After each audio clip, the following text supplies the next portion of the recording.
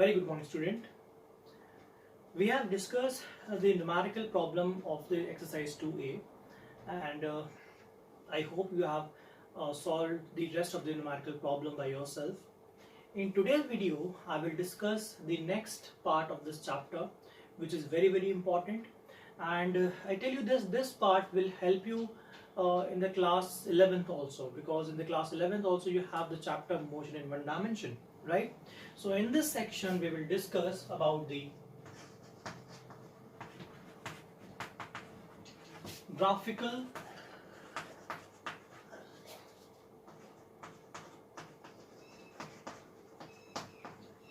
representation. Graphical representation of velocity, displacement and time.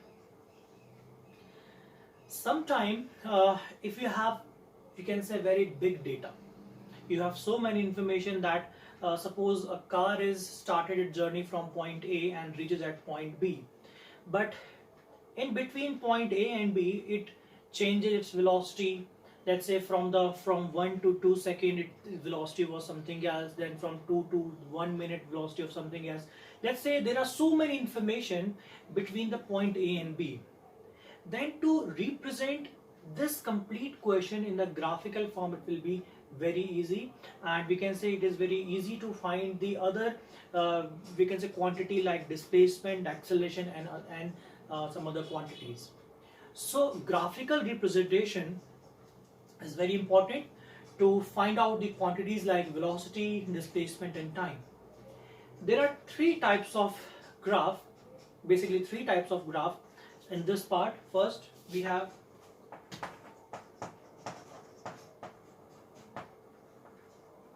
displacement or distance time graph, right? The second one is velocity or speed time graph, and third acceleration time graph. So these are three graphs. See, I have write displacement oblique distance and velocity oblique speed. So there are slight difference between the, we can say, the graphs of velocity and speed and displacement and distance. We will discuss in the when we do the graphs. Now there are some cases in the displacement time graph, in the velocity time graph and in the acceleration time graph. What are the cases? We will discuss in this section. So let us talk about, before we talk about these graph, let's quickly do a basic revision of the graphs.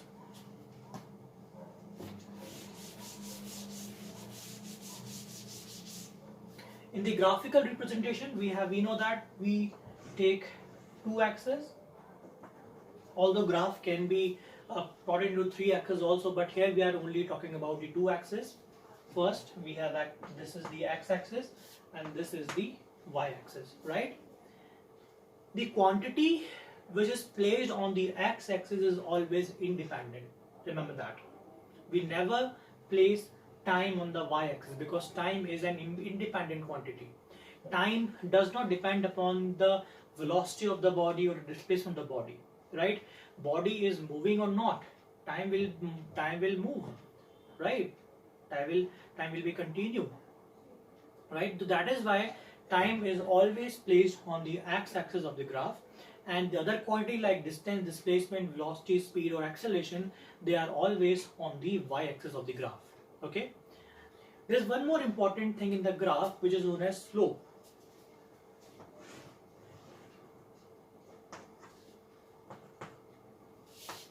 Now what is a slope?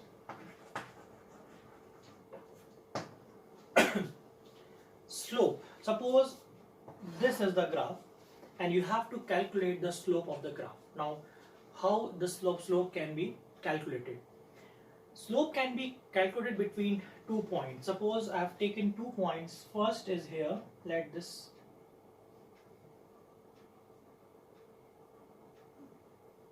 this point is A, and this point is B. We have to calculate the slope between point A and B. What we have to do, draw perpendicular on the x-axis and the y-axis from both the points. So let's say from the point A, let's say this is x1 and this is y1. Obviously on the x-axis it will be x1 and on the y-axis it will be y1. And from the B, similarly this will be x2 and on the y-axis it will be y2.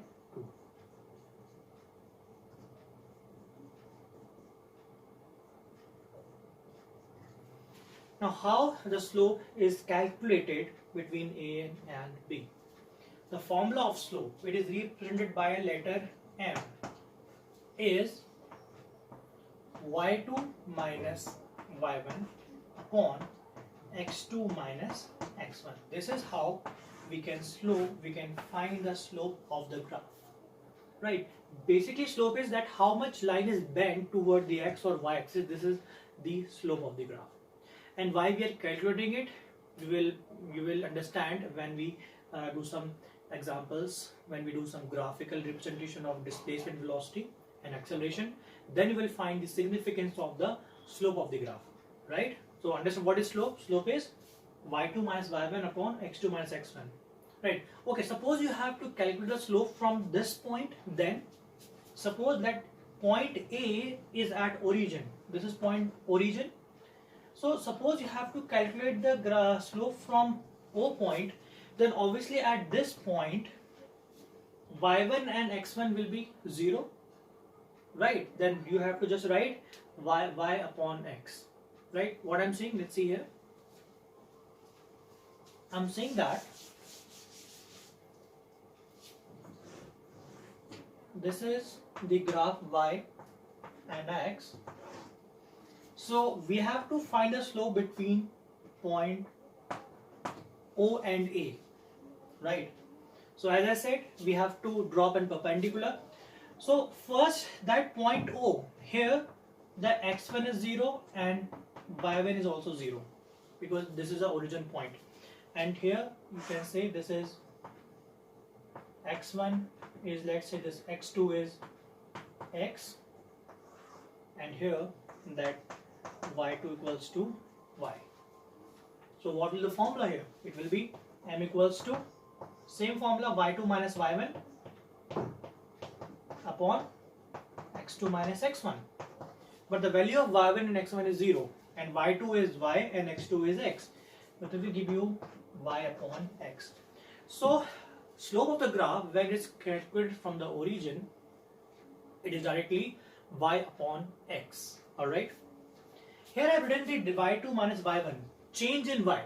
Sometimes it is also denoted as del y upon del x. Del means change. This triangle is known as a delta. In short, del. Right? This represent change. Right? And it is nothing but delta. In short, del. So instead of writing y2 minus y1, you can directly write it as del x or del y, right? So let's have the first graphical representation of displacement and time. So we are doing displacement time graph. Displacement time graph can have some cases. So we are doing the first case when case 1. What is case 1? Body is at rest. Body is not moving. Body is at rest. How do we make the graph? This is displacement s and this is time t. Right. Now body is at rest. That means body is not moving. So when the body is stationary, does the time is also at rest? No. Time will always continue as it moves, right? So it means time is moving but the displacement is not increasing. How can you represent this situation in the form of graph?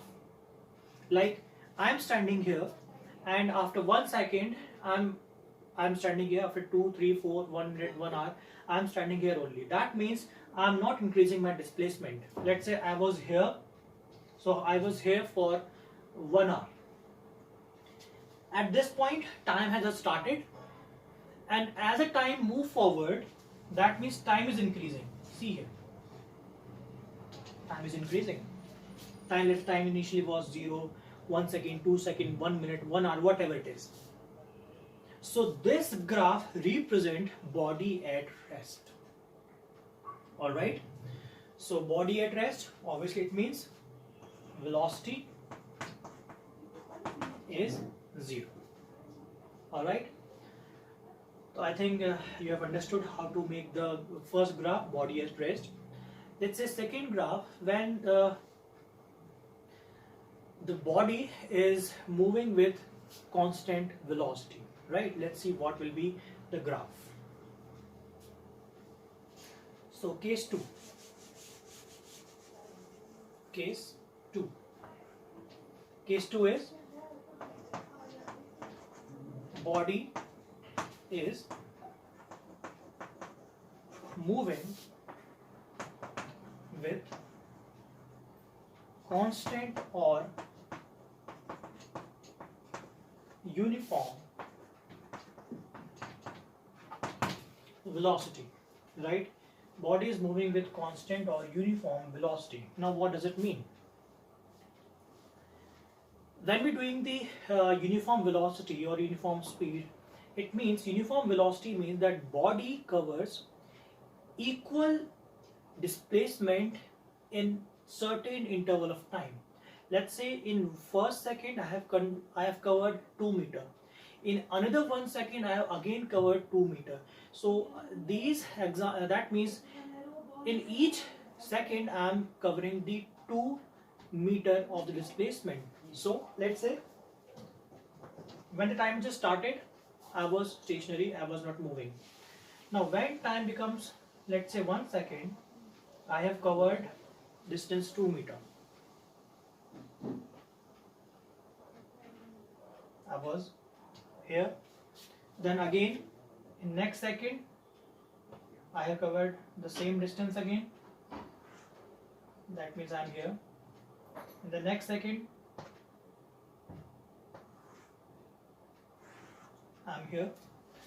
So in all the cases, that means I'm in the same 1 second, I'm covering the 2 meter distance. So if we join all these points, we will get a straight line like this.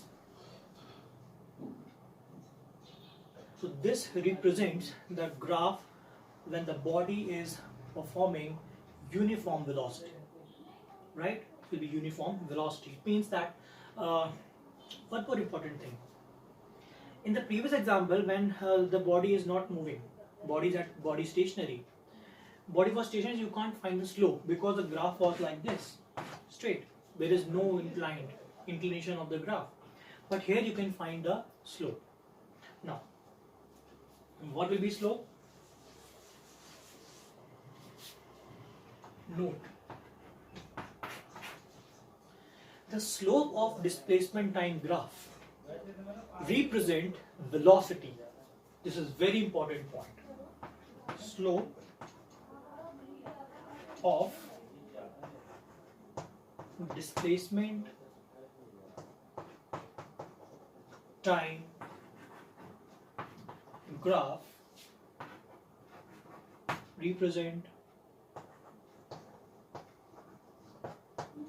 velocity. So it means, suppose in an equation any displacement type graph is given and you have to calculate the velocity. What we have to do? We have to calculate the slope of the graph. Let's have an example based on this graph. Suppose we have a graph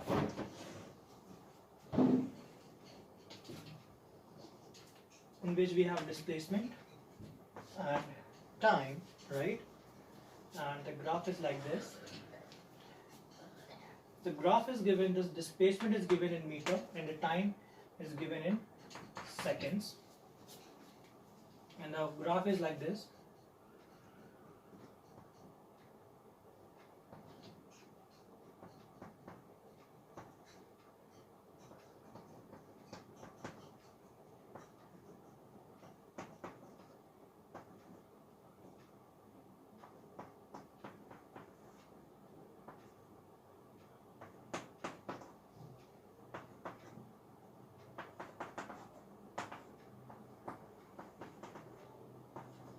Okay, so here's a graph given. Time is given in seconds, 2, 4, 6, 8 seconds, and this is the displacement of the body, that is 4, 8 and 12. Okay, how to read the graph? When the time was 2 seconds, the body is at 4 meter. When the time was 4 seconds, the body is at 8 meter. When it was 6 seconds, 12, and when it is 8, it was at 16. So this is how you can read the graph. Now you have to calculate the velocity of the body. Now we know that to find the velocity, what we have to do? We have to calculate the slope of the graph. Now you can see that this graph is a straight line. It is not bending in, like the slope of this graph is constant. So you can find the slope at between 2 points. You can take this and this point, this and this point, any 2 points. You don't have any, in this case we don't have any problem because the slope is constant, right? So in case to find the velocity will be represented by slope of the graph, right? So let's say I'm taking this point O and let's say this point A. So slope will be, what was the formula? y2 minus y1 upon x2 minus x1, right? So what is y2 here? y2 is 16. Formula is y2 minus y1 upon x2 minus x1. What is y2? y2 is 16. y1 I am taking from the origin. It is 0 upon x2. x2 is 8 minus 0. So when you solve it, you will get 16 upon 8, that is 2 meter per second, right? So this is the value of velocity. That means we can find the value of velocity with the help of the displacement time graph by calculating the slope of displacement time graph. In the next video, we will discuss some more cases in displacement time graph and the another graph which is velocity time graph and acceleration time graph, and we'll see that how to calculate the displacement from the VT graph, right? Like in this case we have find the velocity with the help of displacement time graph. Similarly we can find the displacement with the help of VT graph, right? And we'll see what is the significance of acceleration time graph. So for now, thank you so much.